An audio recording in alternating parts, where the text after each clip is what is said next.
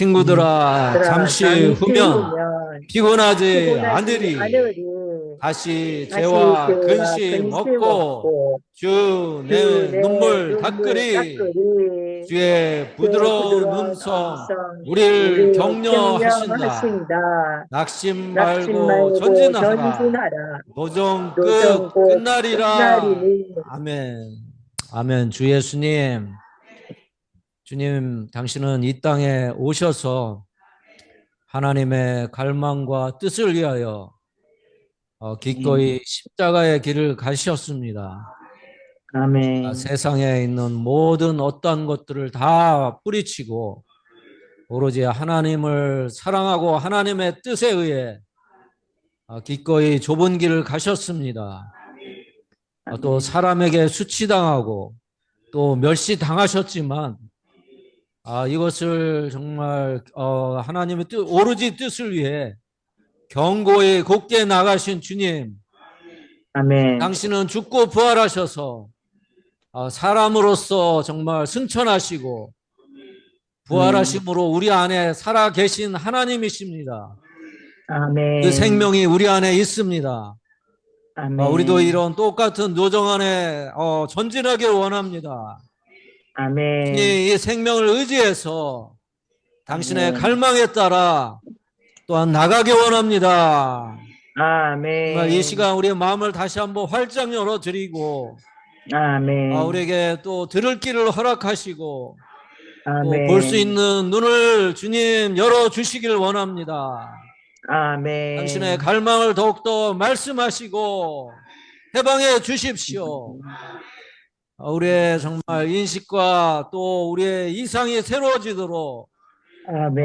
마음과 영을 활짝 열어드립니다. 아멘. 아멘. 최동현 님 말씀 전해주시겠습니다. 아멘. 아멘. 주님 감사합니다. 정말 이 역대 최고로 더운 여름을 지금 우리가 맞이하고 있습니다. 그런데 아마 가면 갈수록 점점 더 살기가 힘들어질 거예요. 왜냐하면은 이 시대의 마지막이 다가오고 있거든요. 아멘. 주님 찬양합니다.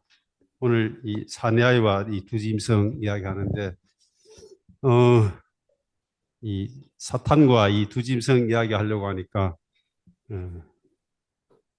오늘 하루 종일 이렇게 일에 시달려갖고 방해가 엄청 많았습니다. 갑자기 오후 2시에 사건이 하나 터져갖고는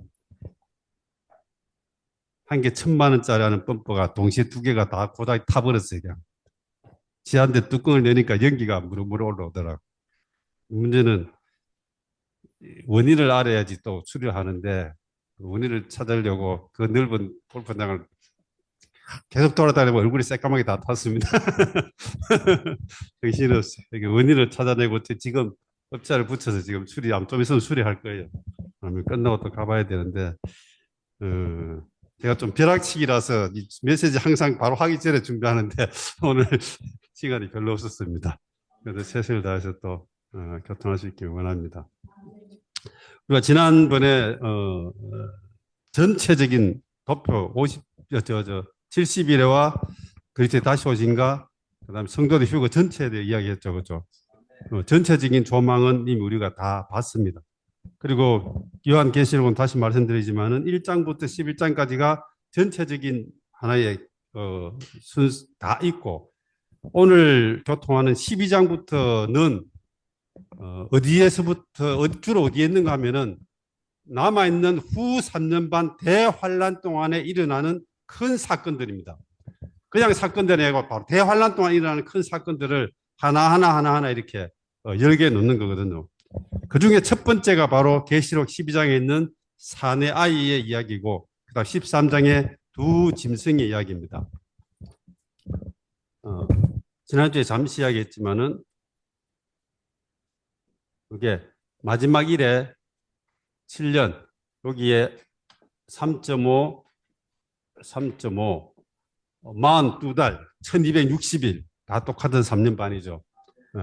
요게 전 3년 반이고, 이게 후 3년 반입니다. 전 3년 반은 특별한 징조가 없습니다. 여기에 전 3년 반의 징조는 성전이 재건되고 그다음에 7년의 평화조약이 맺어지고 그런 사건들이 7년 시작할 때에 전 3년 반 시작할 때에 그런 사건들이 생깁니다. 그리고 쭉 평안하게 지나가다가 후 3년 반이 시작된 이 시점에서 이제 여섯 번째 인이 떼어지면서 바로 우리가 말하는 마지막 남은 대환란이 시작되는 것이죠. 그런 대환란이 시작되기 전에 이 시점에서 이제 사건들이 막 일어나는 일들이 생기기 시작하는 것이죠. 아마 요 3년 반은 굉장히 좋고 평화로운 태풍 전야처럼 조용하고 좋은 시간이기 때문에 사람들이 너무 좋다. 마치 이 깨구리가 뜨신 물에 삶아지는 것처럼 뜨끈뜨끈하게 이렇게 삶아지는 것처럼 나도 모르게 이 세상과 이런 데서 이렇게 아마 마치 될 거예요. 그런데 곡이 딱 지나고 나는 시간부터 이제는 급격하게 사건이 벌어지는데 그 사건이 뭔가 하면 바로 하늘에서 보좌에서 사탄이 땅으로 쫓겨 내려오는 일이 생기기 시작하는 거예요. 우리가 9장에서 봤죠. 큰 별이 땅에 떨어지는 것이죠. 예. 그 사건이 그런데 그 사건이 왜 생기는가 하면은 바로 여기에, 이제, 죽은 민년입니다. 이 죽은 민년이는 역대로 아담부터 시작해서 역대로 이 3년 반이 시작되는 이 시점까지 걸쳐서 죽은 모든 주님 안에서 민년이 족장들 이스라엘 해서 다 포함돼서 죽은 민년이들이 있습니다. 그리고 여기에 또 민년이들은 여기는 그냥 안 믿는 그냥 일반인들이 또 죽은 사람들이 있겠죠, 그죠? 죽은이 있겠죠.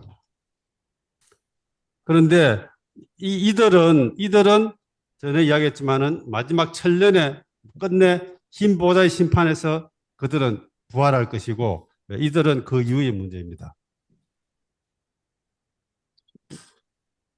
여기에 죽은 민내들 중에서 어떤 게 하면은 바로 이기는 사람 이가 있고 일반적인 민내들이 있겠죠, 그죠? 일반적인 민내들이 두 부류가 있습니다.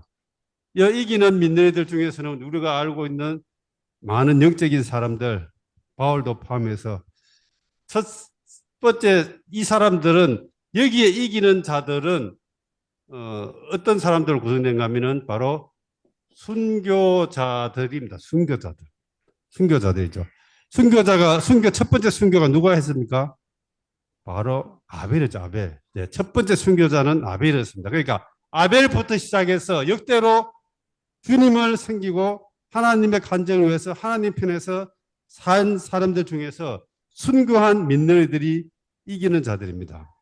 역대로 계속 순교가 일어났습니다.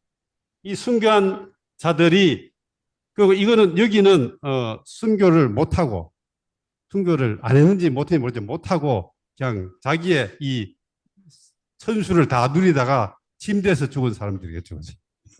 침대에서 죽은 사람들. 이 사람들은 순교당한 사람. 네, 순교당한 사람입니다.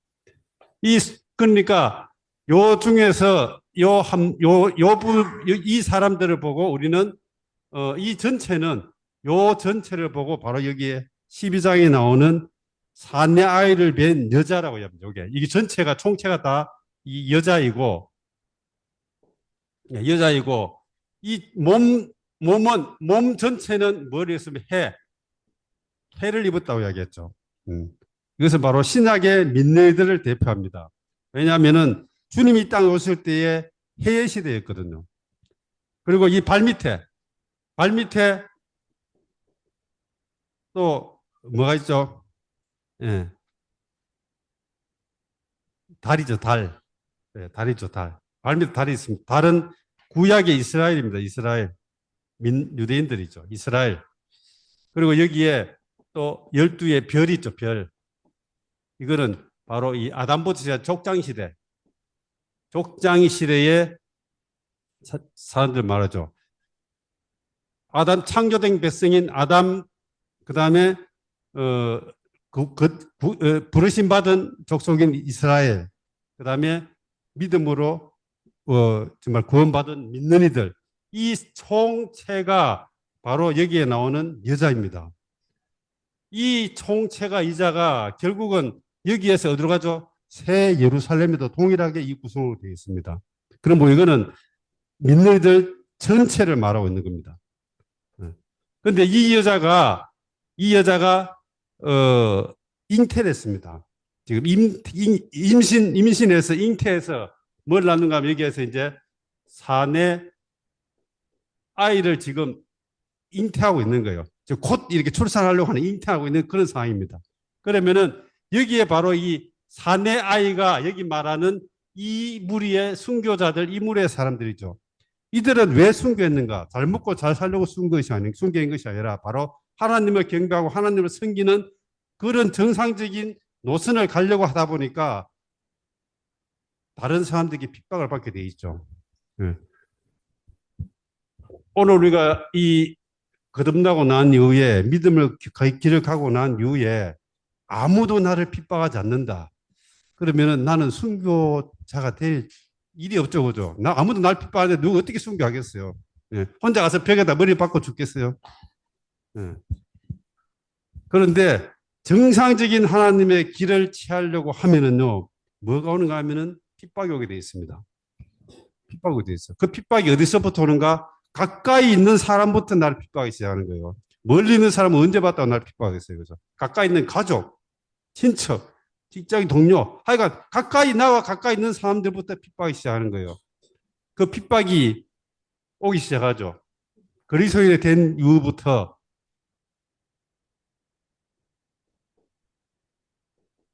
미쳤다,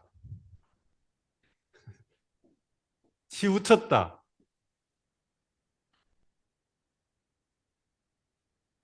이거는 좀 나쁜 표현이죠. 또 그러나 조금 더 좋은 표현은 뭐 절대적이다, 이런 말도 못했죠, 그죠? 네.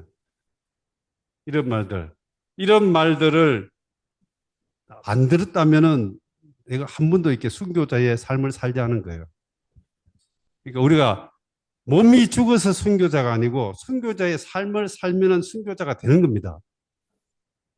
평상시에 아무런 이러한 것이 없고 이런데 이 사람이 어느 날 갑자기 순교할 상황이 오면 순교가 되겠습니까? 순교 안 합니다. 순교할 때의 대적이요, 폭스의 순교사를 한번 보시기 바랍니다. 보면은요, 그냥 와서 너 예수 믿어, 잘 됐어, 잘 만났어 하고 한 칼 딱 베이면 누구나 다 순교할 수 있죠. 그렇게 안 합니다. 어떻게 하는가 하면은 한 번만 네가 믿는 신앙을 포기하면은 늘 살려줄게. 그럼 어때요? 한 번만. 그리고 가고 난 뒤에 돌아서서 주님 잘못했습니다, 다시 좀 잘할게요 하면 되잖아요, 그죠? 하면 되잖아요. 그러니까 그렇게 해서 달콤하게 이렇게 사람 유혹한다고요. 네가 그 믿는 신앙만 포기하면은 우리는 당신을 관심하지 않는다. 그런데 순교자들은 어땠습니까? 그 한 번의 달콤한 유혹을 거절하는 거예요. 우리가 알지, 폴리캅, 유명한 폴리캅 알죠?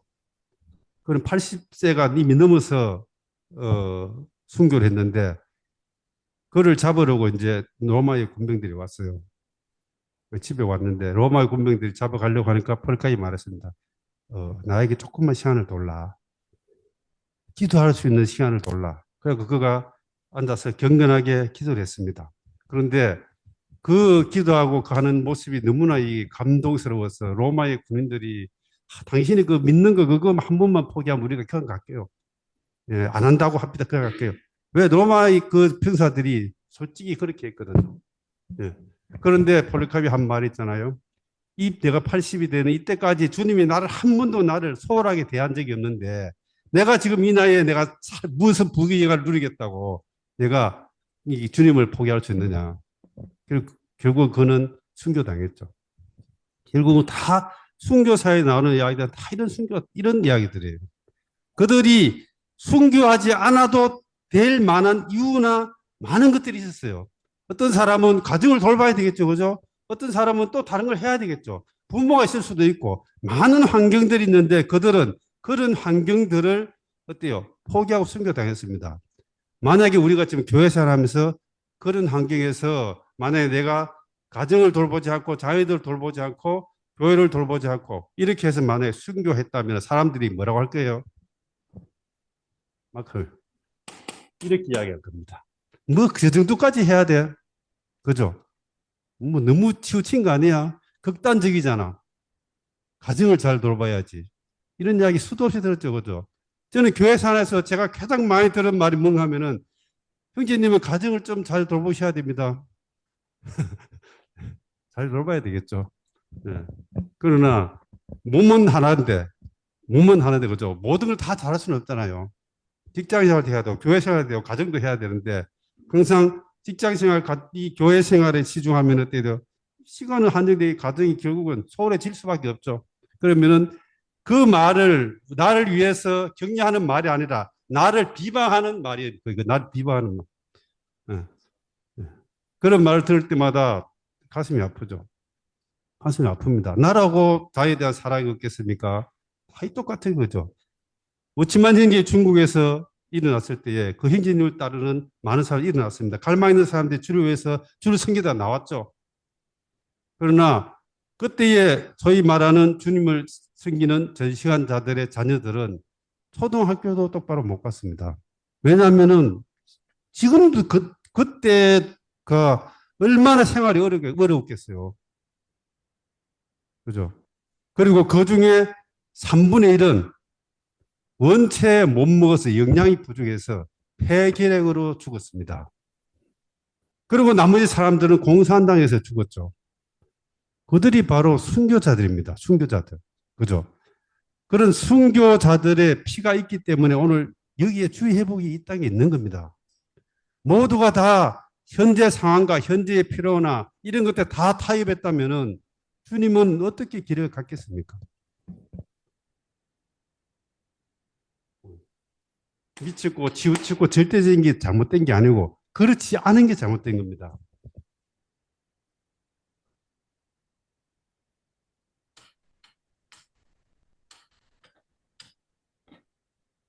결국 이러한 순교자들이 역대로 수많은 순교자들이 있었는데 이들이 이 후 3년 반이 시작하는 이 시점에서 바로 예, 이 죽은 상태에서 이 부활해서 휴거가 시작된 이것이 바로 하나님의 보호자로 휴거가 일어납니다. 이게 바로 사내아이의 휴거죠. 사내아이는 죽은 이기는 자들입니다. 다음에 다룰 첫 열매는 살아서 이기는 자들이죠. 살아서 이기는 자들이 여기서 들림 받는데 죽은 이긴 사내아이들은 보호자로 휴거되고 살아서 있는 첫 열매는 시온산으로 올라가죠. 다른 역할이 다릅니다. 그러면 어쩌면 이야기 하셨어요. 우리의 앞길은 순교가 아니면 휴거다. 순교해서 사내아이로 되든지 아니면은 휴거해서 첫 열매로 휴거되든지 이 길 외에는 우리의 앞길이 없다. 그것이 니은님이 하신 말씀이죠. 보좌로 올라갑니다. 그러면은 여기에 있는 사내아이 말고 일반적인 여자들은 어때요? 결국 대환란을 통과하죠. 통과하고는 공중에 심판대로 올라갑니다. 죽은 이들이 먼저 올라가죠. 그죠? 살아있는 이들은 그 다음에 올라갑니다. 이렇게 해서 휴거되는 거예요. 그러면 이 사내아이가 보호자로 올라가서 왜 보호자로 가는가? 이 보호자에는 지금도 사탄이 거기에 있습니다. 이 보호자에 올라가서 사내아이들이 올라갔죠. 여기도 나오지만 이 사탄은 하나님을 대적했고 3분의 1의 천사들을 자기의 수하로 갖고 있어요. 이것이 바로 지금도 보호자에서 활동하고 있는 거예요. 그런데 여기에 또 나머지 천사장 또 있죠. 그죠? 미카엘이 있죠. 미카엘. 군대 장관 미카엘이 있습니다. 그리고 3분의 2의 천사들이 있어요. 그런데 이들이 왜 사탄을 보좌에 있는 걸 그대로 놔두느냐? 빨리 끝내면 되는데. 그죠? 그런데 이들은 제 말하면은 경찰이라고 하면은 경찰이 아무나 가서 범인을 못 잡아오잖아요. 어떻게 해야 돼요? 집행영장이 있어야 되거든요. 집행영장은 누가 발행해요? 검사가 발행하죠. 네. 그러니까는 집행관이 하라고 해야지 할 수 있는 거예요. 그러니까 하나님이 계시고 하나님은 직접 사탄을 건드리지 않죠. 그죠? 사람을 만들어서 그들로 땅을 다스리고 정복하고 하라고 했죠. 그들이 누구? 사람이죠. 이기는 한 무리의 사람이 있어야만이 이거를 집행할 수 있는 거예요.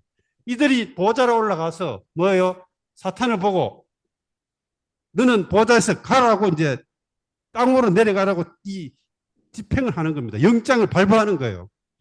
그러면 영장을 발부하면은 기다리고 있던 이게 어때요? 이 싸우 땅으로 쫓아내버리겠죠. 왜? 영장을 집행하잖아요. 그렇기 때문에 이 사냐이는 보좌에서 집행관으로서 거기에 있는 겁니다. 그런데 이 사람들이 순교한 사람들이잖아요. 그죠? 그런데 이 순교는 왜 순교했어요? 결국은 싸움은 사탄과의 전쟁이잖아요. 이 땅에서도 그는 사탄과 처절하게 전쟁을 한 사람들이에요. 그리고 순교했다는 말은 바로 승리한 거거든. 그런데 이 땅에서 우리 저처럼 적당하게 살는 사람이 여기 올라가서 사탄아 내려가라 하면 야 니나 잘하지. 너나 잘하래. 안 되는 거죠. 그죠? 안 됩니다. 그러니까 이들은 이미 이 땅에서 이긴 사람들이에요. 그러므로 이 산하의 특징이 있습니다. 말씀을 좀 보죠. 자, 계시록 12장 1절입니다. 하늘에서 큰 표징이 보여서 표징입니다. 해를 옷으로 입은 한 여자가 있는데 이것은 바로 신약이 믿는 이들 발 바로 밑에 다리였고 머리 위에는 12별의 면류관이 있었고 이 안은 아이를 임신하여 해상의 진통을 겪으면서 해산으로 좀 고통 가운데 있습니다. 그런데 또 하늘에 다른 표징이 보였습니다. 크고 붉은 용이 있는데 일곱 머리와 10뿔을 가졌고 머리들 위에 7 왕관이 있었습니다. 4절 용이 꼬리가 하늘의 별의 3분의 1을 끌어다가 땅에 던졌습니다. 그 용은 여자가 해산하면 바로 그 여자를 삼키려고 아이를 삼키려 해산하는 그 여자 앞에 서 있었습니다. 그 여자가 아들 곧 세막대기로 모든 민족을 다스릴 사내 아이를 낳았으며 그 아이는 하나님과 하나님의 보좌로 이끌려 갔습니다. 올라가서 뭐 했어요? 그리고 나서 이 여자는 이제는 이 사탄이 땅으로 쫓겨 내려왔기 때문에 그는 뭘 해요? 이제는 보복을 하겠죠. 보복을 하는데 이 땅에 남아있는 하나님의 백성들에게 이제 보복을 합니다. 이것이 바로 대환란이죠. 대환란입니다. 여자가 광야로 피신하는데 거기에는 1260일 3년 반입니다. 그 여자에게 음식을 공급하셨던 하나님 마련하는 곳이 있었습니다. 자, 그때 하늘에서 이제 전쟁이 일어납니다. 미카엘과 미카엘의 천사들이 용과 싸우게 되었습니다. 용과 용의 천사들이 맞서 싸웠지만 이기지 못하였으므로 하늘에는 더 이상 있을 곳이 없었습니다. 큰 용, 옛뱀이 던져졌습니다. 마귀라고도 하고 사탄이라고도 하는 그는 사람들이 사는 온 땅을 속이는 자입니다. 그가 땅으로 내던져졌으며 그의 천사들도 그와 함께 내던져졌습니다. 나는 하늘에서 있는 큰 음성을 들었습니다. 우리 하나님의 구원의 능력과 왕국과 그분의 그리스도의 권위가 이제 나타났다. 왜냐하면 우리 하나님 앞에서 밤낮으로 우리 형제들을 비난하던 그 비난자가 내던져졌기 때문이다. 비난자 디아블로스 비난합니다. 항상 우리를 비난합니다. 이 욥기에 보면 있죠, 그죠? 와서 계속 비난해요. 우리를 비난하는 이 자가 쫓겨났습니다. 그런데 12장 21절에 그들은 어린 양의 피와 자기들의 정언하는 말로 그를 이겼으며 죽기까지 자기들의 혼 생명을 사랑하지 않았다. 그렇습니다. 이 사냐의 특징이 바로 이겁니다. 어린 양의 피와 자기들의 정언하는 말로 뭘 이겼습니까? 사탄을 이겼습니다.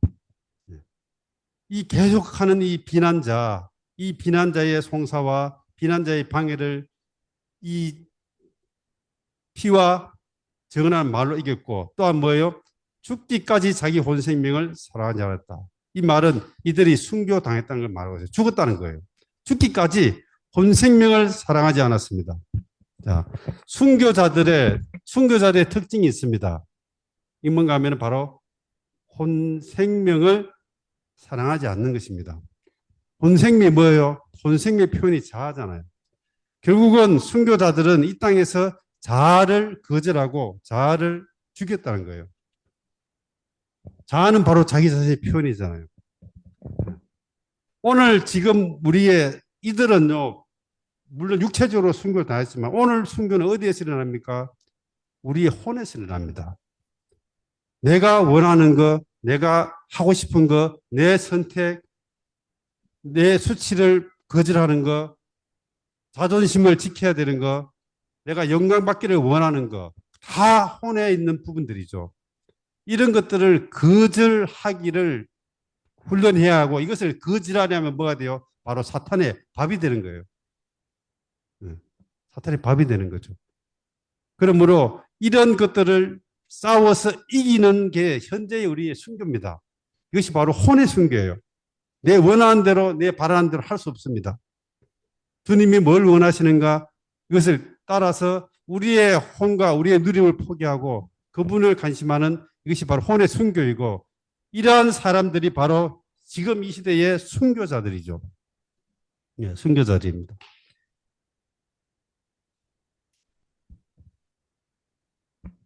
(13절에) 보면 용이 자기를 땅에 내던져진 것을 알고 사내아이를 낳은 여자를 박해하시고, 사내아이는 보좌에 있고 또 내려왔으니까 나 땅에 뭐가 있어요? 이제 이 땅에 하나님의 백성들이 있죠.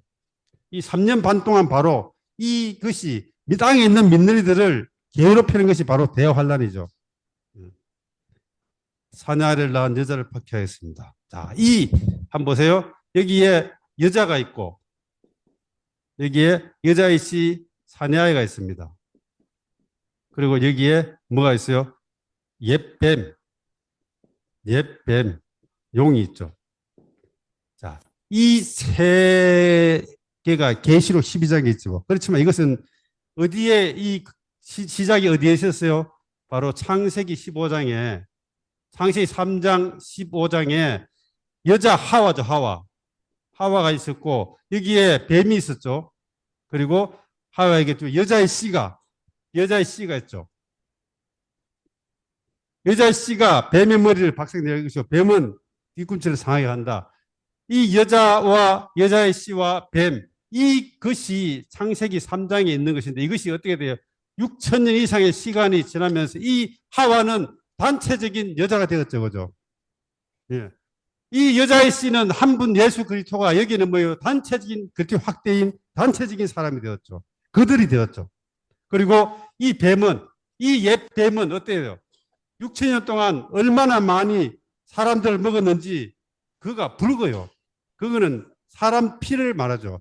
붉은 사람들을 많이 죽여서 먹어서 뭐가 됐어요? 그거는 뱀이 이제는 용이 된 겁니다.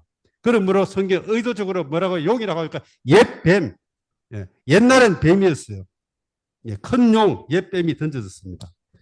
이 그림이 여기에서 실제적으로 이제는 이러한 것이 실제적으로 이제 적용되는 것입니다. 적용되는 것이죠. 그러므로 이때부터 시작해서 여자의 씨와 여자를 포함한 여자의 씨와 뱀은 이때부터 계속적인 전쟁을 해온 겁니다.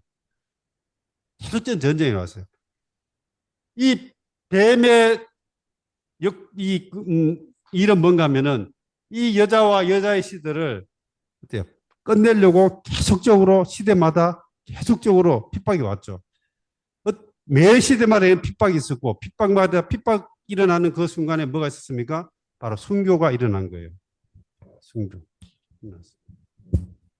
우리는 계시록 12장에서 이 창세기 3장 15절에 이 그림을 좀 여기서 결론을 보고 있는 것이죠. 결국은 옛뱀은 쫓겨납니다. 그는 쫓겨나서 땅으로 내려왔죠. 땅으로 내려와서 그걸 뭘 해요? 바로 이 무저갱의 뚜껑을 열어서 황충을 올린다고 했죠. 그죠? 그리고 여기 뭐였어요? 바로 이 적그리스도가 올라옵니다. 무저갱에서 올라오죠. 그리고 그는 땅에서 또 어디로 가는가 하면은 무저갱으로 가죠. 무저갱으로. 그죠? 여기는 땅에서 무저갱으로 갔다가 또 어디로 가요? 예. 불못으로 갑니다. 하늘에서 땅에 왔다 땅에서 무적인 갔다가 마지막에 천년이 끝나고 나기 이전에 그는 불못으로 가죠. 네. 그것이 바로 사탄의 운명입니다. 그리고 여기 오늘 교토가 지금 적그리스도와 거짓 신은자는 여기서 이들은 바로 불못으로 직행합니다. 네. 그들은 한 번 더 써먹을 일이 없어요. 끝납니다. 그리고 바로 갑니다. 네. 그리고는 이 땅은 지금 이제 이 대적이 쫓겨 내려왔기 때문에 이 땅은 바로 우리가 알고 있는 대환란이 시작되는 것이고, 그때 주님은 이러한 남아있는 이러한 여자를 위해서 주님이 뭔가 일을 하시죠. 거기 하나가 뭔가 하면은 바로 우리가 지난번에 교통했지만은 엘리야와 모세 두 사람의 정인을 이 땅에 내려보내서 이 땅에 남아있는 핍박받는 적그리스도에 핍박받는 사람들을 강화시키고 반간정으로 서 있는 것이죠. 13절에 보면 용이 자기가 땅에 내던진 것을 알고 사내아를 낳은 여자를 박해하였습니다. 그러나 그 여자는 자기에게 주어진 큰 독수리의 두 날개로 광야에 있는 자기 처소로 날아가 거기에서 뱀의 낯을 피하여 한 때와 두 때와 반 때 동안 음식을 공급받았습니다. 주님이 이 땅에 남아있는 믿는 이들을 대환란 기간에 뭔가 보호하시는 역할을 하시는데 3년 반 동안 큰 독수리의 두 날개로 이것을 피해서 뱀의 낯을 피해서 이렇게 보존하신다고 얘기하는데, 이 광야가 정확히 어딘지는 모르겠지만은 이트리 선생님 이야기로는 아마 미국일 가능성이 많다 이렇게 이야기했죠. 왜냐하면 이 지금 적그리스도의 이러한 핍박들이 대부분은 지중해를 중심으로 하는 이스라엘에 집중적으로 있기 때문에 그때의 미국은 그냥 보존돼 있죠. 그러므로 아마 많은 믿는 이들이 미국으로 갈 것이라고 이렇게 이야기합니다. 왜냐하면 미국은 그 엄청난 땅덩어리에 먹을 것도 넘쳐나잖아요. 그죠? 네. 그럴 거라는 거예요. 아닐 수도 있겠죠. 그러나 그럴 거라는 겁니다. 그리고 15절에 보면은 뱀은 여자 뒤에서 입에서 물을 강처럼 쏟아내어 여자를 물살에 떠내가게 하세요. 이 물은 뭔가 하면은 군대를 말하죠.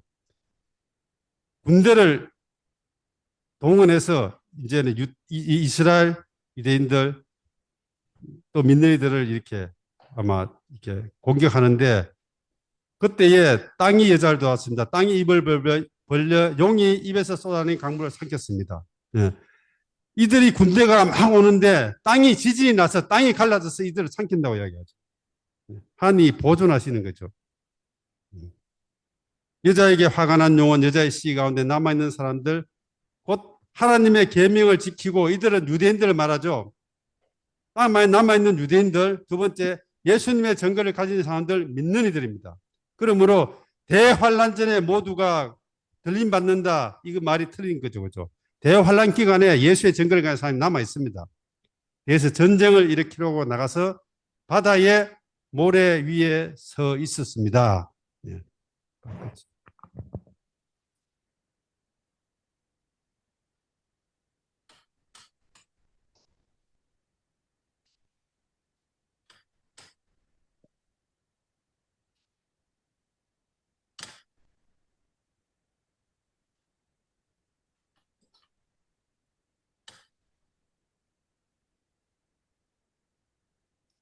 지중해, 대충 지중해가 뭐 이게 지중해가 이렇게 생겼다고 봅시다. 지중해. 이쪽이가 이스라엘이죠, 그죠?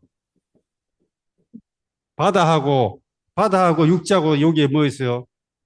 모래밭이 있죠, 모래밭. 우리가 해수욕장 모래밭. 이 모래 위에 서 있다는 거예요, 이 사탄이. 육지와 바다 중간에 여기에 이 모래에 딱 서가 있는 거예요.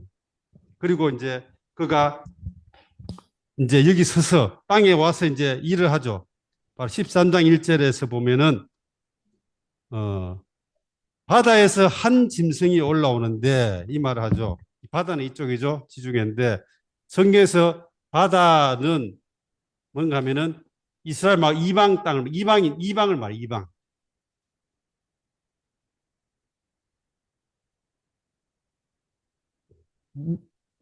한 짐승이 올라옵니다. 그런데 그 짐승은 모양이 열 뿔과 일곱 머리를 가졌습니다. 이 이야기가 그죠? 열 뿔과 일곱 머리를 가졌습니다. 12장 3절에 보면은 여기에도 있죠, 이거죠? 하늘에 표징이 있는데 크고 붉은 용이 있는데 그건 뭐래? 일곱 머리와 열 뿔을 가졌고 이게 짐승도 열 뿔과 일곱 머리를 가졌죠, 그죠? 이 말은 뭔가 하면은 바로 적 그리스도가 사탄의 표현이라는 거예요. 똑같이 열 뿔과 일곱 머리를 가졌습니다. 자, 여기에 열 뿔과 일곱 머리 가졌고 이제 조금 이야기합시다. 그리고 13장 2절에 보면은 첫 번째 표변과 비슷하고 우리가 이 느부갓네살의 신상에서 네 제국에서 표범은 뭔가 하면은 바로 헬라를 말하고 있죠. 발은 곰과 같으며 발은 곰은 페르시아를 말합니다. 입은 사자와 같았습니다. 사자는 헬라를 말하죠. 헬라가 아니고 느부갓네살을 말하죠. 그러므로 한번 보세요. 빠르기는 표범처럼 빠르고 발은 곰처럼 이렇게 묵직하고 입은 사자같이 날카롭습니다. 이 짐승인데 이 짐승이 올라오는데 용이 사탄이 자기의 능력과 자기의 권세를 그에게 주었습니다. 여기에 신상에도 보면 알지만은 마지막 두 다리가 있고 그죠? 여기에 뭐요? 발가락이 10개가 있잖아요.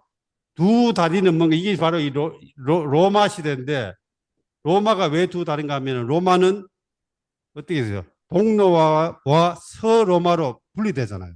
이 두 다리로 분열되는 거예요. 그리고 여기에 열 발가락이라는 것은 뭔가 하면은 바로 적 그리스도가 올 때에 이 땅에서 적 그리스도의 왕국 열 개의 나라를 말합니다. 지금 유럽이 통합되고 있는 여기에서 적 그리스도의 영향 아래 있는 10개의 나라들이 만들어질 거예요. 네, 그렇죠. 그리고는 머리에는 뭐가 있어요? 7개의 뿔이 있죠. 이 머리에 일곱 개의 뿔은 뭔가 하면은 바로 로마, 그 당시에 사도요한이 본 로마 시대에 있었던 7왕입니다. 7황제예요. 7황제인데 이 7황제의 특징은 뭔가 하면은 다 자기를 신격화하는 왕제예요. 자기를 신격화했어요. 자기를 신격화합니다. 그 시대에 그랬어요. 그리고 또 암살당했습니다. 제명에 못 죽었어요. 신격화시키고. 네, 그랬어요. 그러니까 자살하든지 암살하든지 어쨌든 그랬어요. 이거는 일곱 뿔은 그 당시에 로마 시대에 신격한 황제를 이야기하고 열 나라는 적 그리스도 올 때에 그때에 이 땅에서 그분과 이렇게 영향권에 있는 것이죠. 이 신상에서는 발가락이 제일 밑에 있죠, 그죠? 그러나 이 여기에서는 이 열 뿔이 어때요? 머리에 있죠, 머리에. 그렇죠, 그죠? 일곱 머리와 열 뿔이 있습니다. 여기에 있는 열 나라와 열 뿔은 어때요? 일곱 머리와 열 뿔은 이게 열 뿔이에요. 일곱 머리는 로마의 그 당시에 있던 신격화 시대의 왕이고 여기에 뿔이 10개가 있는데 이것이 봐 열 나라가 열 뿔이라는 거예요. 이게. 동일한 겁니다. 그런데 여기서는 왜 이것이 발이고 여기서는 왜 이것이 머리냐 거죠. 이것은 뭔가 하면은 하나님의 관점에서 보면은 이러한 적그리스도 인간 정부는 제일 밑에 있는 하찮게 보이는 마지막입니다. 그런데 적그리스도가 나타날 때 그 세상적인 관점에서 보면 어때요? 그거 제일 높은 거예요. 그러므로 이 열 발가락이 열 뿔로 올라간 겁니다. 이렇게 보이는 것이죠. 사람의 관점에서 보면 제일 높은 것인데 하나님의 관점에서 보면 제일 낮은 거예요. 그죠? 결국은 둘 다 적그리스도에서 그리스도에서 다 끝나잖아요. 결국은 이 열 뿔이죠. 그러나 이 배용과 이 적그리스도가 똑같은 모양을 하고 있습니다. 그죠? 그런데 13장 3절에 보면은 그 짐승의 머리들 중 하나가 치명상을 입어서 죽은 것 같았는데 그 치명적인 상처가 낫게 되었습니다. 그러자 온 땅의 사람들이 기이하게 여기서 그 짐승을 따랐습니다. 용이 그 짐승의 권세를 주었으므로 사람들은 용에게 경배하였고 또 짐승에도 경배하여 누가 이 짐승과 같겠습니까? 누가 그와 싸울 수 있겠습니까? 라는 말을 하였습니다. 자, 주님이 이 땅에서 참된 그리스도로서 이 땅에 오셨을 때에 사탄이 마귀가 와서 그를 유혹했잖아요. 나를 경배하면 뭐라고요? 이 세상의 모든 영화를 내게 주겠다고 주님께 이렇게 권유했죠, 그죠? 그때 주님 어땠어요? 노 하셨잖아요, 노. 그런데 적 그리스도는 어때요? 이 제안을 수락합니다. 그죠? 그가 그렇게 해서 그의 영광을 받았죠. 그런데 이 적 그리스도는 바로 이방 땅에서 나오는데 이 이방 땅에 아까 말한 것처럼 로마는 그 당시에 동로마와 서로마로 갈라지는데 동로마는 496년 정도에 멸망하죠. 멸망하고 이것이 카톨릭으로 바뀌죠. 그죠? 그런데 적 그리스도가 나타나는 그 지역은 바로 지금 그 당시에 동로마 제국, 이스탄불 중심하는 그리스를 포함하는 이 동로마 제국의 그쪽에서 일어날 거란 겁니다. 동로마 제국이 일어날 거예요. 동로마 쪽에서 헬라, 그리스죠, 그리스. 네. 헬라가 이 알렉산더가 그 땅들을 확 장악한 것처럼 아마 그리스계에서 일어날 것이라고 이야기합니다. 일어날 것이죠.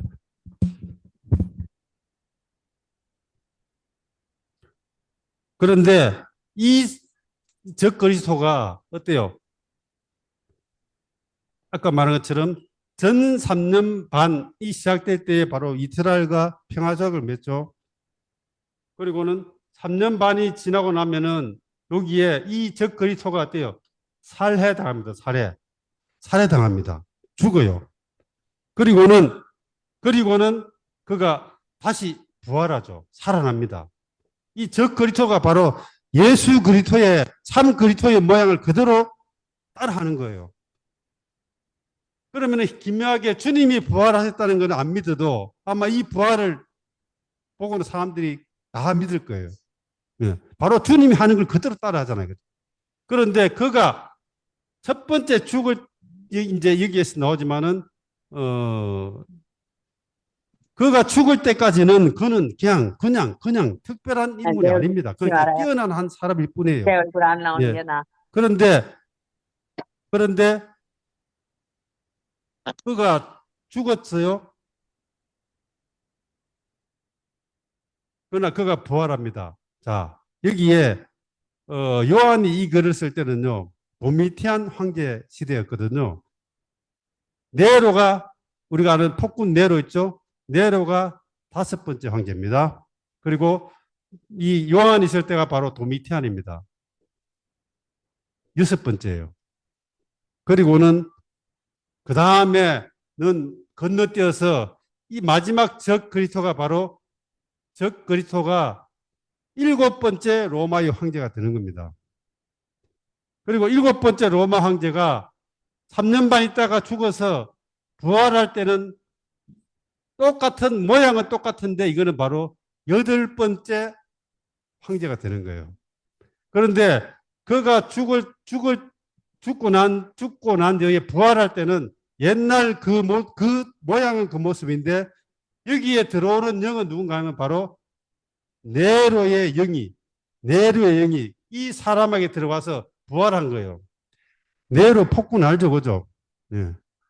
로마 시내를 다 불질러 버렸잖아요. 그리고 그리스도인들에게 죄를 덮어쳐서 다 죽여버리고, 그죠? 폭군이죠.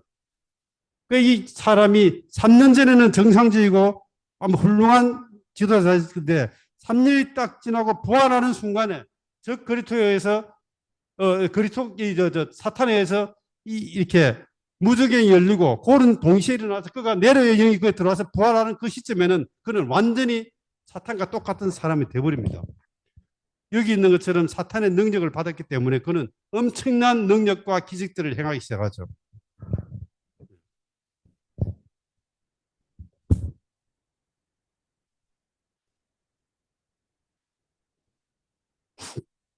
그리고는 요한이 말하죠.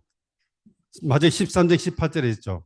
여기에 지혜가 필요합니다. 깨달음 있는 사람은 그 짐승의 숫자를 계산해 보십시오. 그것은 어떤 사람의 숫자라는 거예요. 이게 어떤 사람, 어떤 사람의 숫자인데 666이 숫자인데 이것이 바로 네로의 이름입니다. 그 당시에는 로마 시대에 요한이 살았고 도미티안 시대에 있었기 때문에 그때가 666 이게 네로다 이렇게 하면 대부분에 죽여버리겠죠. 그죠? 네. 그러니까 그는 비밀스럽게 이 사람의 숫자가 666이에요. 666. 우리가 알고 있는 666은 바로 네로의 숫자입니다. 그런데 이 666에 대해서 엄청난 많은 이야기들이 있었죠. 그죠? 지금도 있습니다. 그런데 제가 두 바벨론서는 알렉산더 히슬롭은 이 666을 교황이라고 이야기했고 마르틴 루터도 666을 교황이라고 이야기했어요.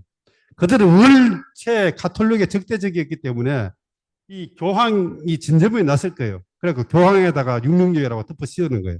그러나 그거는 그들이 시대에서는 알 수 없는 비밀이었죠. 그러나 지금 열렸기 때문에 이거는 교황이 아니고 교황은 왜? 이 적그리스도가 이 가톨릭을 박살내는데 교황이 666이 되면 안 되겠죠. 그죠? 예.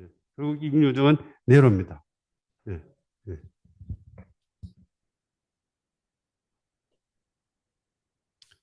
자, 그리고 13장 11절입니다. 또 내가 보니 다른 짐승이 땅에서 올라오는데 제가 이야기했죠. 적그리스도는 바다 이방에서 오는데 여기에 거짓 선지자가 있죠. 이는 땅에서 옵니다. 땅은 이스라엘 대표하죠. 그 이스라엘 중에서 거짓 선지자가 여기 한번 보세요. 모래 바다 육지와 바다 사이 모래에는 바로 이 큰 뱀인 사탄이 있고 바다에서는 적그리스도가 나오고 땅 위에서는 거짓 선지자가 나오는 겁니다. 그럼 땅은 이스라엘인데 이거는 이스라엘은 뭐예요? 바로 유대인들 중에서 나올 거라는 거예요. 네. 그런데 여기에서 이제 우리는 이 거짓 선지자가 그럼 누구일 것인가? 유대인 중에 거짓 선지자가 누구일 것인가? 이 부분을 교통하죠.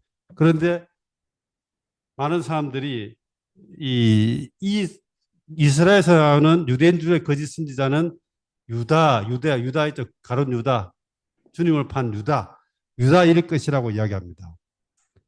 왜냐하면은 사도행전 1장에 보면은 이스라엘 백성들은 죽으면은 다 열조에게 돌아간다고 해놨죠. 그죠?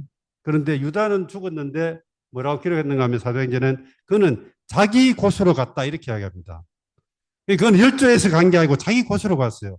그는 주님이 이 땅에서도 유다를 보고 뭐예요? 마귀가 네 안에 가득하다고 이야기했죠. 그는 이 땅에서 살았지만 그 안에는 마귀가 가득했어요. 그러면 죽어서 그는 자기 열조일에 가지 않고 자기 곳으로 간 거예요. 자기 곳으로. 그거 어딘지 모르죠. 자기 거가 특별한 곳에 갔다는 거예요. 그리고는 그가 부활하면서 그걸 어때요?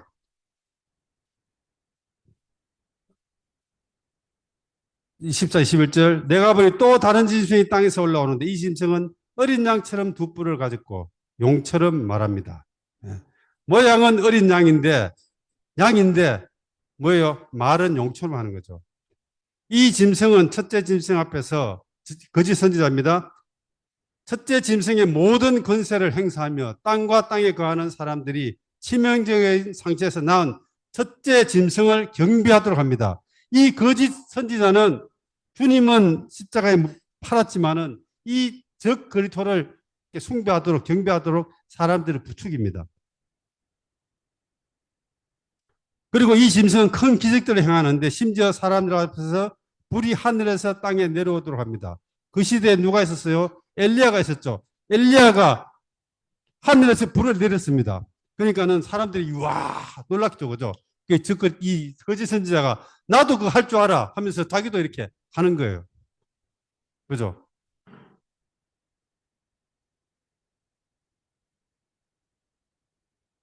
이 짐승은 첫째 짐승 앞에서 행하도록 주어진 기적들을 땅을 통해 땅에 거하는 사람들을 미혹시켜 칼을 맞고 살아난 그 짐승을 위하여 형상을 만들라고 땅에 거하는 사람들에게 명령하였습니다. 이제는 짐승을 형상을 만들죠. 이 형상이 어디에 가겠어요?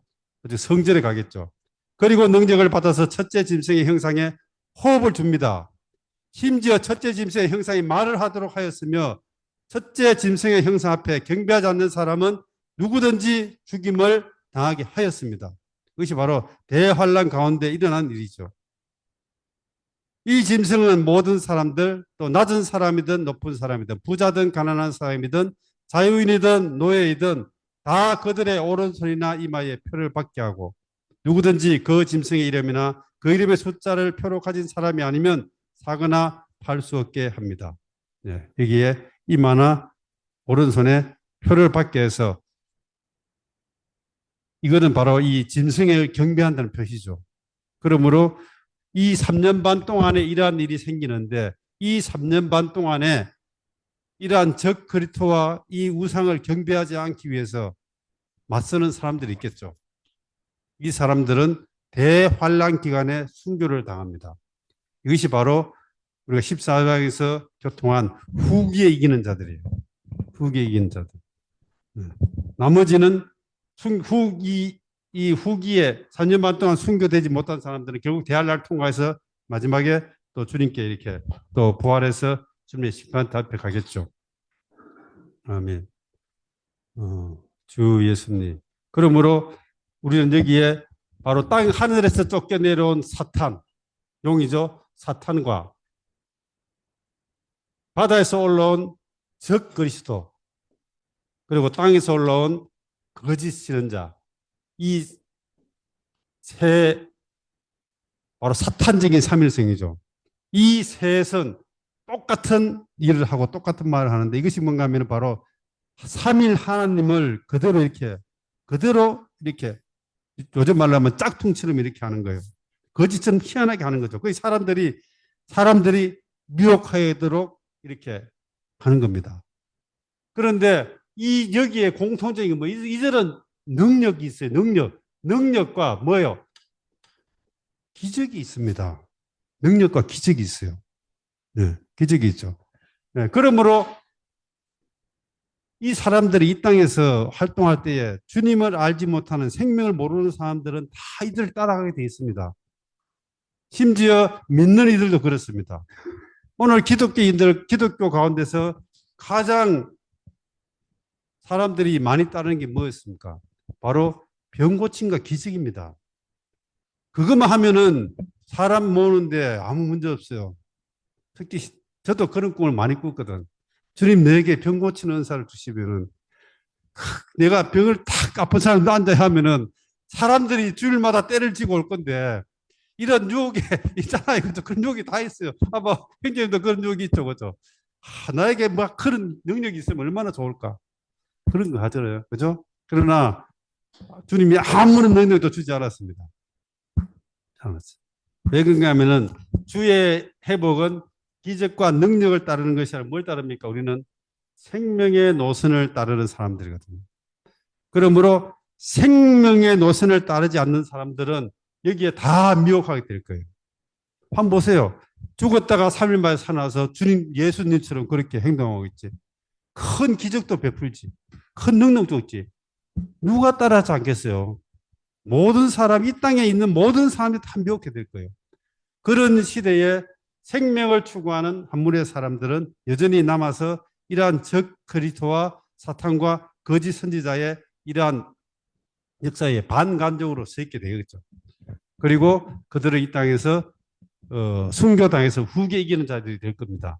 자, 그러면은 한번 보세요. 이제 첫 열매 휴거가 시작되죠. 3년만 시작되죠. 그러면은 이 놀라운 일들이 이때까지 인류 역사에서 없었던 전무후무한 사건이 터지잖아요. 사람이 갑자기 단체적으로 하루아침에 휴거되는 상황이 생기겠죠. 그럼 사람들이 막 이렇게 막 놀랄 거예요. 놀라고 뭔가 할 거예요. 그러나 그러한 것보다 더 큰 능력을 이들이 해낼 겁니다. 심지어 우리가 다니엘서를 보면은요, 전체 군까지 공격해서 땅에 떨어뜨릴 거예요. 별도 땅에 떨어뜨리는 거예요. 지금도 그런 연습하고 있죠. 나사에서 그죠. 저 오는 먼데 있는 지금 그 별을 향해서 쏴서 파괴하는 거 우리 이미 성공했잖아요. 그죠. 엄청난 능력을 행할 거라는 거예요. 그런 것들. 그러므로 이 대환란 동안에 일어나고 휴가 일어나고 이 기간 동안에는 우리는 첫 열매가 되어서 당연히 올라가야 되겠죠. 또 죽으면은 사내 아래에서 보좌 올라가야 되겠죠. 그러나 또 다는 안 되겠죠. 그죠? 또 여기에 주의 회복 안에서도 남아있는 또 사람들이 여전히 있겠죠. 그죠? 그러면은 그때는 그때는 우리 뭘 할까요? 그때 우리 뭘 할까요? 네. 그때는 한번 보세요. 그때는 지금 가톨릭도 있고 개신교도 있고 그다음에 우리도 있고 그다음에 라오디가에 속한 사람도 있겠죠. 이러한 환경이 오고 난 뒤에 대휴거가 일어나고 대부분 사람들이 아마 주의 회복에서 천일매 일어날 거예요. 그러면은 휴거가 일어났는데 교황은 이 땅에 남을 겁니다. 저는 그건 확신합니다. 예, 교황은 이 땅에 남을 거예요. 예. 교황이 만약에 천년만에 휴거되면은 제가 만약에 천년만에 휴거돼도 나는 주님께 아이고 내가 잘못 온 모양입니다. 여기 내가 있을 자리가 아니네요. 하고 나는 집에 가려고 할 겁니다. 그리고 우리가 알고 있는 많은 기독교의 이 대표하는 사람들 다 땅에 남을 거예요. 그리고는 그때가 되면은 그리고 마지막 끝날 때 되면은 가톨릭은 완전히 박살나죠. 한번 보세요. 이 적그리스도는요 나쁘지만은 그러나 또 한 방면에서는 하나님의 일을 합니다. 두 가지를 해결하거든요. 첫 번째, 주님을 십자가에 못 박은 유대교를 박살 내버립니다. 성전이고 뭐고 유대교를 끝내요. 왜냐하면 유대교에 절기가 있잖아요. 이거죠. 그런데 이 절기를 못하게 하고 자기의 형상을 집어넣어서 유대교를 끝내버리는 거죠. 말 안 들으면 죽이죠. 유대교를 끝내, 유대교는요, 사탄직이잖아요. 사탄의 회당이잖아요. 적극적으로는 사탄은 유대교 하나님을 배반하고 하나님을 거절하고 전통과 종교로 주님 십자가에 못 박은 이러한 유대교를 끝내고 두 번째 뭘 끝냅니까? 사탄적인 가톨릭을 끝냅니다. 완전히 개파되죠. 합파당. 이거는 좋은 것이죠. 끝내버립니다. 그리고 뭐예요? 이 두 개를 다 끝내고 난 뒤에 뭐래요? 바로 자기를 신격화시키는 거예요. 자기를 신격화시키는 거죠. 네. 하나님은 대환란 기간을 통해서 이거를 끝내버리고 결국은 마지막에 되면은 이것도 다 끝내버리겠죠.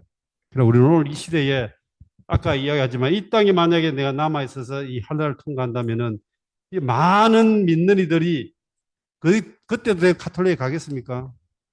그때도 우리 목사님 목사하면서 그거 가겠어요? 목사님도 휴가 안 되고 지금 뻔뻔하게 있어가 있는데 그죠?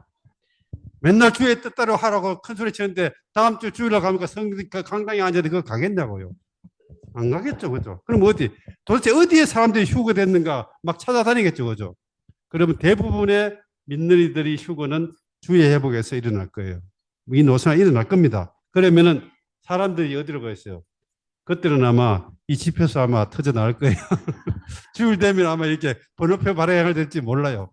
1부, 2부, 3부 예배할지도 모릅니다. 그때 되면은 어떻게 해야 됩니까? 뭐 휴거는 천년만 휴가 안 됐지만 그래도 그들을 가만 놔둘 수는 없잖아요. 그죠?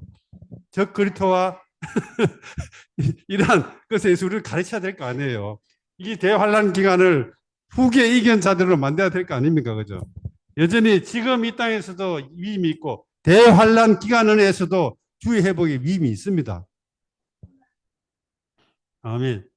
예. 그렇기 때문에 지금 우리가 추구를 열심히 해서 추구를 열심히 해서 그때라도 그죠? 그때라도 또 주의 일을 해야 됩니다. 안 될 수도 있겠죠. 그렇습니다. 그러면 우리는 지금 이러한 역사적인 사실들을 보고 이러한 사실들을 우리는 실제로 교회 생활에서 우리에게 적용해야 됩니다. 가장 중요한 것은 뭔가 하면 바로 이 시대에 지금 이 현재의 지금 교회 생활에서 내가 순교할 수 있느냐는 겁니다. 순교할 수 있느냐. 네, 순교할 수 있느냐.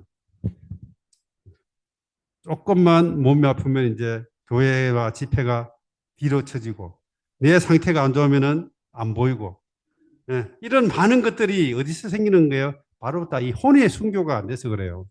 다 자아를 위하기 때문에 그래요. 내가 뭔가를 발표하려고 하는데 안 합니다. 왜? 내가 잘못하면 내가 창피하거든. 이 혼을 보호하는, 내 자아를 보호하는 거라고요.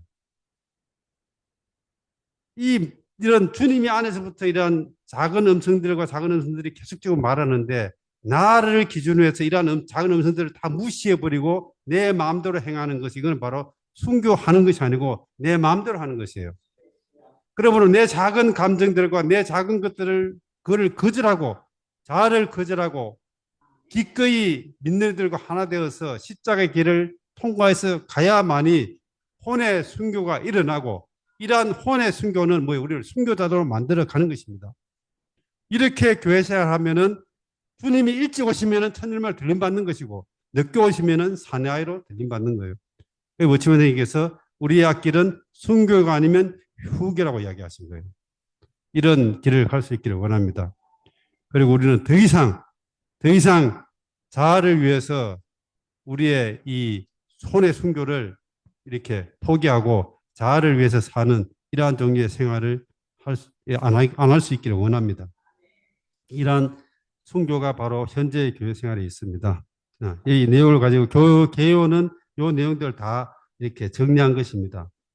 그리고 이 부분들은 제가 말씀을 통해서 다 교통한 내용들이기 때문에 이 개요들은 집에 가셔서 한 번 더 보시길 원합니다. 아멘. 주님을 찬양합니다.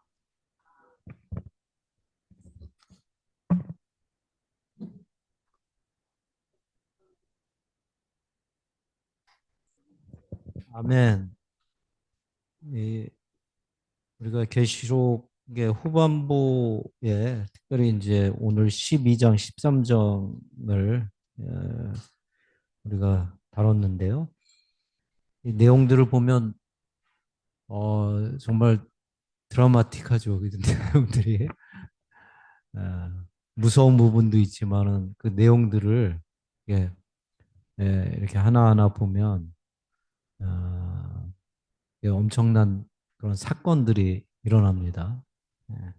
근데 그 내용들의 그 자세한 그런 내용들을 이렇게 보면서 느끼는 건 뭐냐면 주님이 우리에게 주시는 현재 우리의 삶에 있어서 주시는 하나의 경고죠, 경고. 형제님 교통한 것처럼 이 시대, 특별히 우리에게 주어진 이 우리의 삶에 남아있는 시대 안에서 우리가 어떻게 살아야 하는지.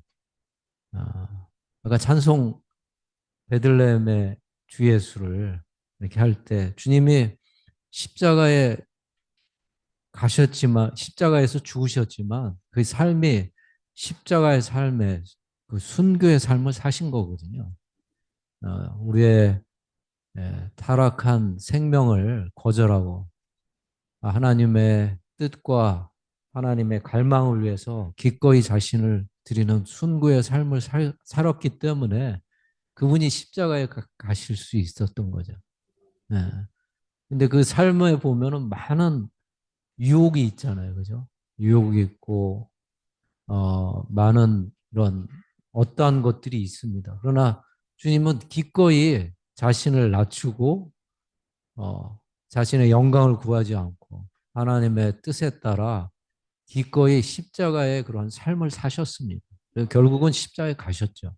선생님 교통한 것처럼 오늘 그 사내아이의 부분들을 교통할 때 사내아이의 특징은 어린 양의 피와 그죠? 그들의 증거하는 말과 또 그들의 생명을 사랑하지 않음으로써 마귀와 사탄을 이겼습니다. 주 예수님이 그렇게 하셨죠. 네.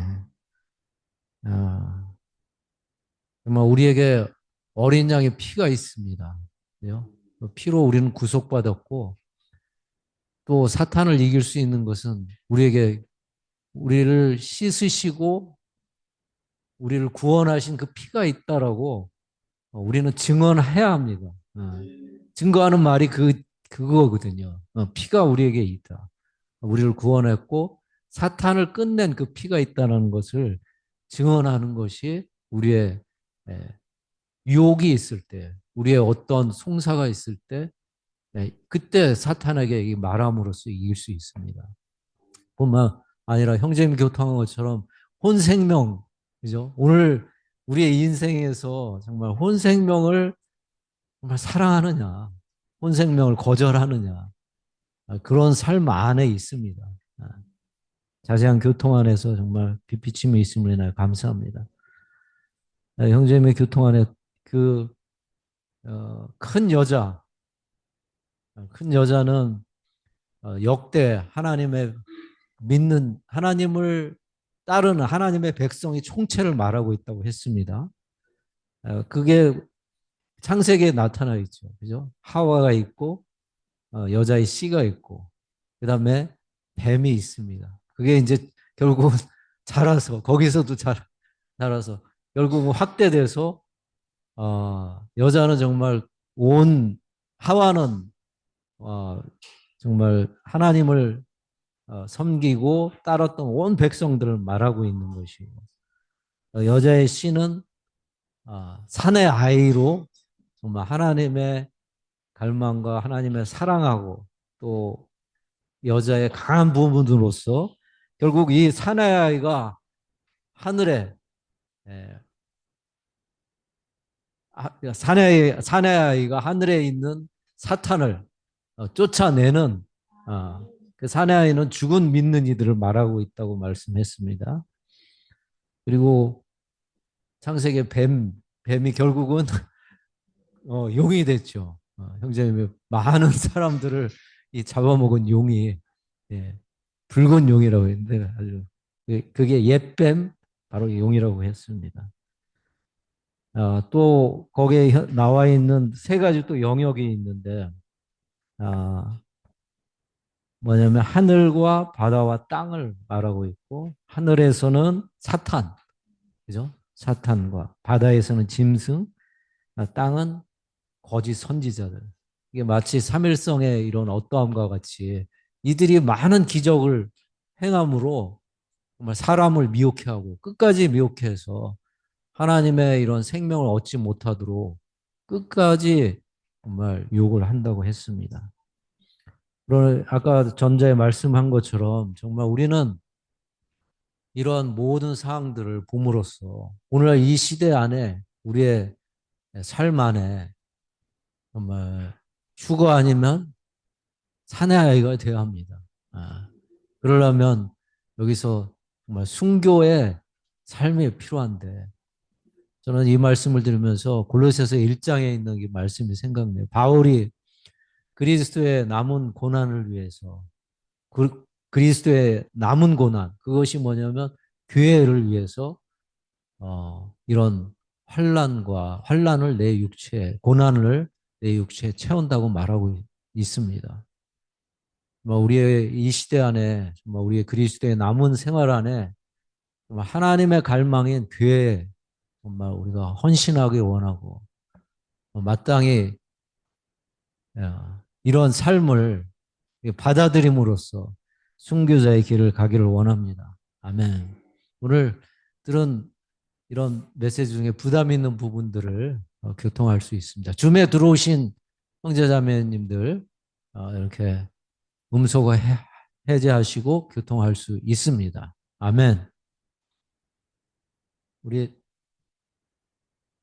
백경진 오래간데 한번 처음 오셨는데 교통할 수 있으면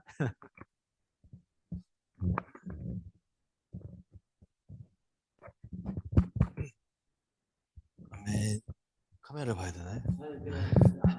아멘. 감사합니다. 한번 와보고 싶었는데 계속 일찍에서 못 오다가 한번 기회가 돼서 완전 좋습니다. 사실 이런 계시록의 이 부분들을 이렇게 대할 때마다 항상 아무래도 두려운 마음이 더 큰 것 같습니다. 항상 경고고 깨어있게 하는 것 같습니다. 나 사실 근데 제가 지금 요새 신부에 대해서 축을 하고 있잖아요.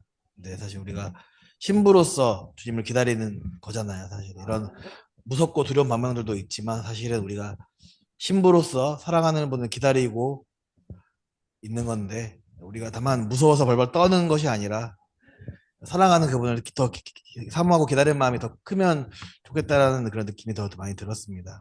이런 것이 한면의 경고지만 한면으로는 우리가 그분을 더 사랑하고 그분께 매혹되어서 이런 기꺼이 그분을 위해 우리의 혼생명을 잃어버림으로 그분께서 이 땅에 오실 수 있는 발판들을 마련해 드리기 원합니다. 아멘.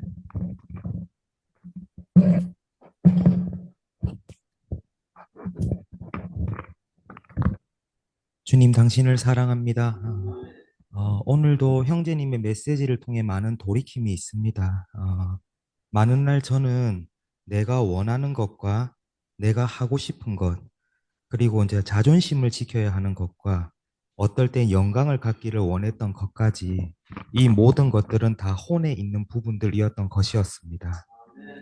앞으로 이러한 것들을 거절하는 것을 훈련하기를 원합니다. 이러한 것들과 싸워 이기는 것이 우리의 순교라는 것을 기억하며 나의 원함과 바램들이 아닌 주님의 원하심을 깨닫고 그분만을 관심함으로 이 시대의 순교자가 되기를 원합니다. 아멘. 우리 이명성 자매님.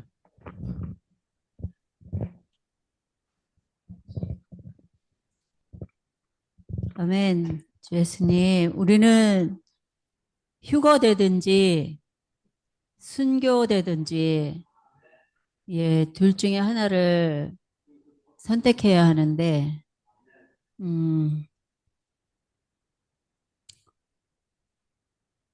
저희 형제님이 이기는 생명 책을 이렇게 사다가 놨더라고요. 그래서 제가 그 앞부분을 아침에 이렇게 읽는데 너무 좌절감이 드는 거예요. 이걸 어떻게 다 할 수 있을까? 모든 게인데 진짜 숨 쉬는 것도 우리가 올바로 숨 쉬지 않는다면 죄가 될 것 같습니다. 정말 너무 좌절감이 들더라고요. 아침에 그 앞에 부분들을 쭉 읽어나가는데. 근데 저녁에 또 이러한 메시지들을 들을 때 정말 너무 두렵습니다. 정말 우리가 깨어있지 않으면 이런 적그리스도가 나타나서 이런 기적과 이적을 행할 때 우리가 그거에 미혹되지 않을 수 있다는 이런 게 없는 것 같습니다. 정말 우리가 깨어있지 않는다면 우리도 정말 정말 이 메시지를 들을 때 정말 우리가 미혹될 수 있겠다. 정말 두려움이 있습니다. 정말 우리가 정말 이 기회가 있을 때 우리가 혼의 순교가 있든지 아니면 정말 휴거될 수 있는 준비가 되어지는 자가 되기 원합니다. 네.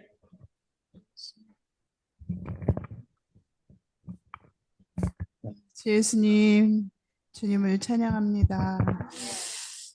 주 예수여, 이게 정말 너무나 그 경고가 되고 저를 깨우는 그런 말씀인 것 같습니다. 저 역시 너무나 혼생명을 사랑하는 그런 자이기 때문에 많은 돌이킴이 있었습니다.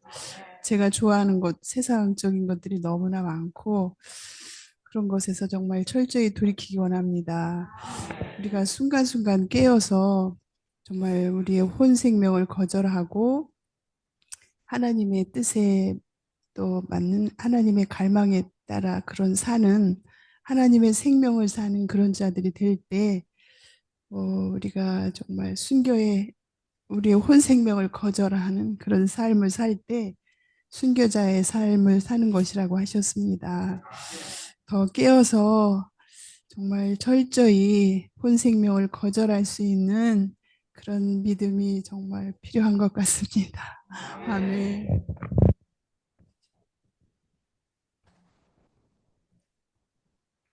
아멘. 주님을 찬양합니다. 이렇게 계시록 12장 13절 말씀을 들을 때 이렇게 뭔가 엑기스를 딱딱 이렇게 뽑아가지고 내 안에 이렇게 뭔가 이렇게 딱 순서대로 딱 정렬이 되는 듯한 그런 느낌을 받았습니다. 이렇게 순교자가 하나님을 경배하고 섬기는 정상적인 노선 안에서 이렇게 섬기는 생활을 한 사람들이라고 말씀하더라고요. 근데 이제 우리도 이제 신약 안에서 어린 양의 피로써 그들의 전가하는 말로써 그들의 혼생명을 사랑하지 않음으로써 마귀 사탄을 이긴다고 말씀하셨습니다. 주 예수님, 우리가 이렇게 이런 이제 거짓 선지자, 적 그리스도, 사탄 이러한 이렇게 어떠한 미혹에도 이기지 않는 것은, 그러니까 그들의 미혹에 미혹당하지 않는 것은 우리가 생명의 노선 안에 머무는 거라고 말씀하셨거든요. 우리 교회 안에서 이렇게 생명의 노선 안에서 전진하고 있는 한 무리들이 있고 또 여전히 저도 그 안에서 또 전진하고자 하는 열망이 있습니다. 얼마 전에 란형제님께서 말씀하실 때 주의 회복안에도 수천 명의 성도들이 아직 휴거될 준비가 되지 않았다고 이렇게 말씀하셨는데, 우리가 나이가 들었던 나이가 젊었더라도 이 생명의 노선 안에서 다시 전진한다면 우리는 순교나 휴거 안에서 발견될 것입니다. 주님, 우리가 정말 순교자가 되거나 휴거 안에서 발견되도록 생명의 노선 안에 자신을 드립니다. 예수님, 아멘. 주님을 사랑합니다. 주님, 우리는 휴거 아니면 순교라 하셨습니다. 우리가 정말 매 순간순간 정말 혼 생명을 부인함으로, 정말 이 혼 생명을 잃는 것을 훈련함으로 정말 순교 아니면 휴가 될 수 있도록 우리를 모두 미혹하는 것에서 이기기 원합니다. 아멘.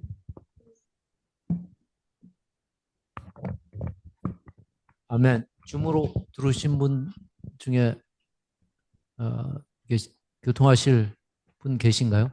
아멘. 아멘.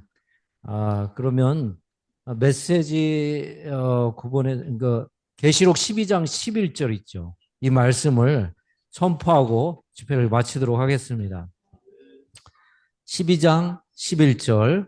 그들은 어린 양의 피와 자기들이 증언하는 말로 그들을 이겼으며 또한 죽기까지 자기들의 혼 생명을 사랑하지 않았다. 아멘. 그렇습니다. 그들은 어린 양의 피와 자기들이 증언하는 말로 그를 이겼으며 또한 죽기까지 자기들의 혼 생명을 사랑하지 않았다. 아멘. 집회를 마치도록 하겠습니다. 수고했습니다. 아멘. 할렐루야.